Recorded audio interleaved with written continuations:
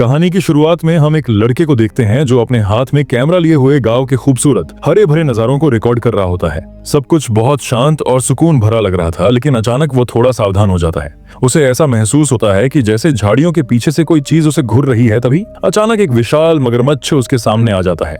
वो लड़का डर के मारे वहीं रुक जाता है। ये यहाँ नजारे शूट करने आया था, लेकिन अब ऐसा लग रहा है कि ये खुद उस मगरमच्छ का शिकार बनने वाला है। अगर आप इसकी जगह होते तो क्या करते? इस लड़के ने वही किया जो सबसे समझदारी वाला काम था।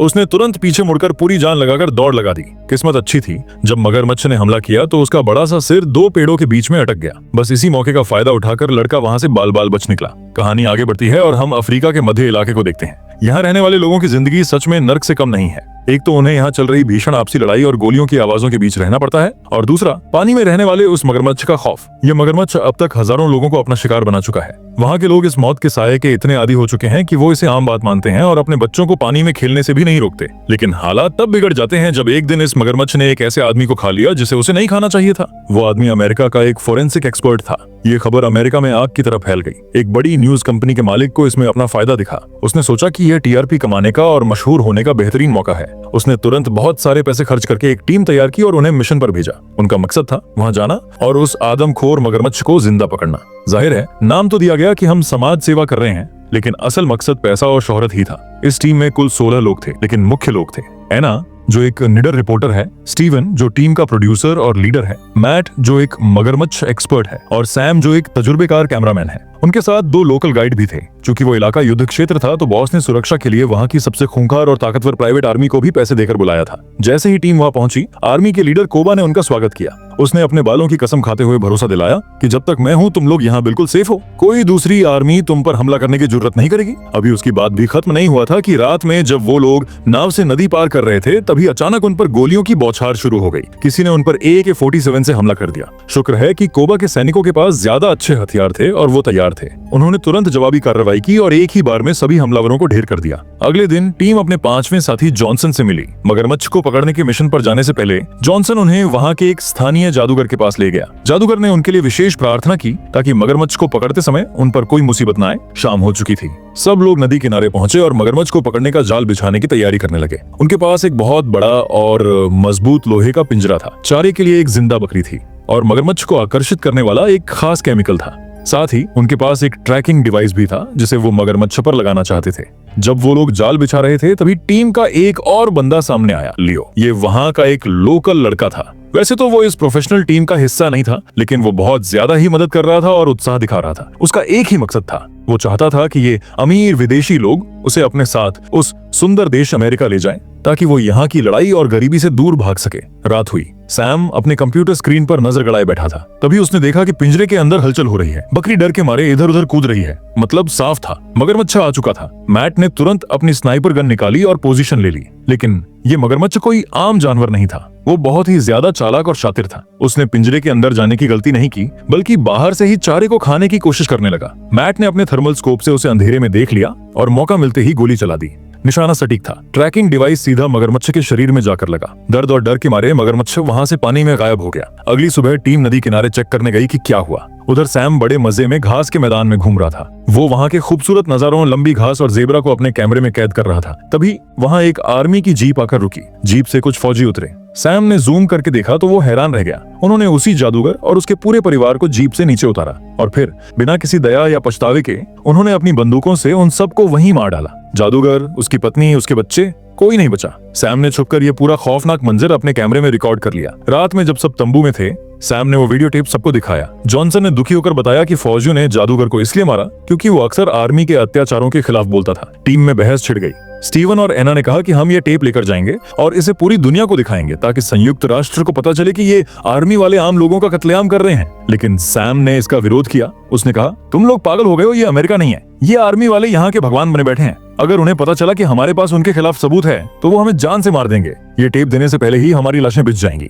लेकिन लोकतंत्र के हिसाब से वोटिंग हुई और बहुमत ने फैसला किया कि हम रिस्क लेंगे और टेप लेकर जाएंगे। बेचारा सैम क्या करता, उसे भी मानना पड़ा। लेकिन उनकी किस्मत बहुत खराब थी। उनकी ये सारी बातें तंबू के बाहर खड़े एक गार्ड ने सुन ली। वो गार्ड असल में कोबा का ही जासूस था। उसने तुरंत वॉकी टॉकी पर अपने बॉस को सब बता दिया कि इन विदेशियों के पास हमारी पोल खोलने वाला वीडियो है। उधर दूसरी तरफ वो छोटा लड़का लियो खुद को हीरो साबित करने की जल्दी में था। उसने सोचा अगर वो मगरमच्छ को पकड़ने में मदद करेगा तो ये लोग उसे पक्का अमेरिका ले जाएंगे। इस पागलपन में वो खुद ही पिंजरे के अंदर कूद गया और खुद को चारे की तरह इस्तेमाल करने लगा। क्या बेवकूफी थी, जल्द ही मगरमच्छ उसकी गंध सूंघते हुए वहां आ गया। जैसा हमने पहले कहा, मगरमच्छ बहुत होशियार था। उसने पहले पास बैठे पक्षियों को उड़ाया, जिससे लियो डर गया और हड़बड़ी में उसका पैर फिसल गया, जिससे पिंजरे का दरवाजा गलती से बंद हो गया। अब मगरमच्छ ने पिंजरे को जोर जोर से टक्कर मारनी शुरू कर दी। उसने पिंजरे को लियो समेत पानी में गिरा दिया। जॉनसन ने यह देखा और तुरंत एक हथगोला निकालकर फेंका। धमाके से पिंजरा तो खुल गया, लेकिन लियो पानी में डूबने लगा। स्टीवन ने अपनी जान की परवाह किए बिना पानी में कूद गया और लियो को बचा लाया। वहीं दूसरी तरफ जॉनसन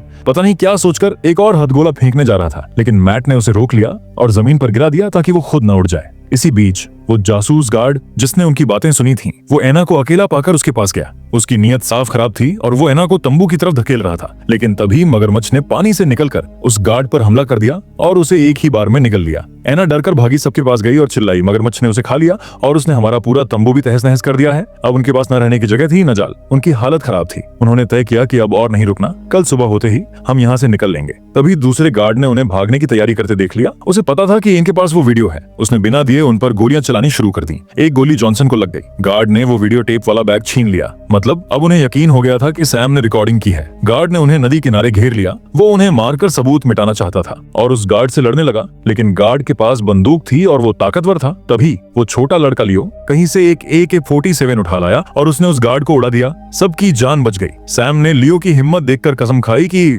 चाहे जो हो जाए मैं इस बच्चे को जिंदा अमेरिका लेकर जाऊंगा। फिर उन्होंने किसी तरह लकड़ियों और पत्तों से एक छोटा सा छप्पर बनाया छुपने के लिए। एना ने अपने ऑफिस फोन करके मदद मांगी। बॉस ने कहा, हिम्मत रखो, कल सुबह हेलीकॉप्टर तुम्हें लेने आ जाएगा। लेकिन मगरमच्छ ने फिर हमला कर दिया। इस बार उस समझदार मगरमच्छ ने उस लकड़ी को ही काट दिया जिस पर उनका पूरा छप्पर टिका था। सब के सब पानी में गिर गए। चारों तरफ अंधेरा और पानी। सब लोग तैरकर ऊपर आए, लेकिन घायल जॉनसन जानता था कि वो बुरी तरह जख्मी है और अब भाग नहीं सकता। वो अपनी टीम पर बोझ नहीं बनना चाहता था। उसने एक हथगोला निकाला और खुद को मार लिया। जैसे ही मगरमच्छ ने उस पर हमला किया, वो बम के साथ मगरमच्छ के मुंह में चला गया। जॉनसन की जान चली गई। अफसोस की बात यह थी कि मगरमच्छ फिर भी नहीं मरा। शायद घायल हुआ हो, लेकिन हाँ, उसका पेट जरूर भर गया होगा, जिससे बाकी लोगों को रात भर के लिए चैन मिल गया। आखिरकार सुबह हुई। आसमान में एक छोटा हेलीकॉप्टर उन्हें बचाने आया। उसे देखकर इन लोगों को ऐसा लगा जैसे डूबते को तिनके का सहारा मिल गया हो। सब पागलों की तरह खुशी से उसकी तरफ भागे, लेकिन अचानक कहीं से एक रॉकेट आया और हेलीकॉप्टर के पास फटा। पायलट डर के मारे हेलीकॉप्टर मोड़कर वहां से भाग गया। इन्हें वहीं मरने के लिए छोड़ दिया। तभी कोबा की आर्मी अपनी गाड़ियों के साथ वहां आ गए। मैट की किस्मत सबसे खराब थी। उसे सीधा एक तेज रफ्तार गाड़ी ने टक्कर मारी और फिर उसे गोलियों से मार दिया गया। बाकी लोग घास में चुपचाप लेट गए, अपनी सांसें रोककर,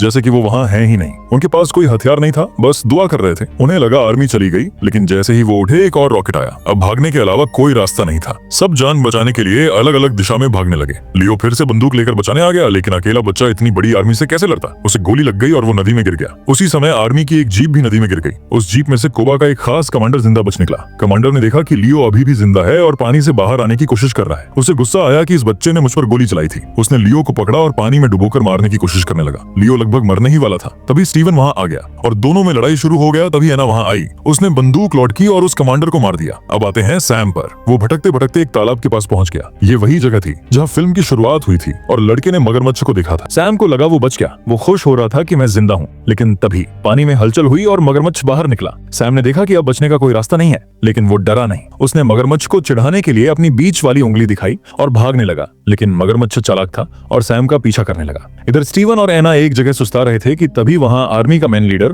कोबा आ गया। स्टीवन की नजर कोबा की जीप पर पड़ी। वहां वही ताबीज टंगा था जो उस मरे हुए जादूगर का था। उसे समझ आ गया कि जादूगर को मरवाने वाला यही शैतान है। कोबा ने बंदूक तान दी और पूछा, वो कंप्यूटर कहाँ है? उसे लगा कि कंप्यूटर में ही वो वीडियो है। स्टीवन ने दिमाग लगाया। उसने झूठ बोला और उसे नदी किनारे ले गया। उसने कहा, देखो वो जो लाल लाइट जल रही है, कंप्यूटर वही है, जबकि असलियत में वो लाइट मगरमच्छ के अंदर वाले ट्रैकर की थी। कोबा को ये हाईटेक चीजें समझ नहीं आती थी। वो ध्यान से देख रहा था। तभी मगरमच्छ ने पानी से बाहर ट्रैकर उगल दिया। साथ में कुछ इंसानी हड्डियां भी बाहर आ गईं। बस इसी मौके का फायदा उठाकर स्टीवन और एना ने कोबा और उसके साथी पर हमला कर दिया। स्टीवन ने सिपाही को मारा और एना ने कोबा पर वो मगरमच्छ को बुलाने वाला केमिकल फेंक दिया। दोनों अपनी जान बचाकर जीप की तरफ भागे। भागते हुए एना गिर गई। कोबा ने उसे मारने के लिए बंदूक उठाई, लेकिन तभी मगरमच्छ आ गया। अब मगरमच्छ के सामने दो लोग थे, एक कोबा और एक एना। लेकिन उसने कोबा को चुना क्योंकि कोबा के ऊपर वो केमिकल लगा था जो उसे स्वादिष्ट बना रहा था। मगरमच्छ ने कोबा को पकड़ा और उसे पानी में खींच ले गया। बुराई का अंत बुराई हुआ। स्टीवन और एना जीप की तरफ भागे, लेकिन एना फिर वापस मुड़ी। एक कुत्ते को बचाने के लिए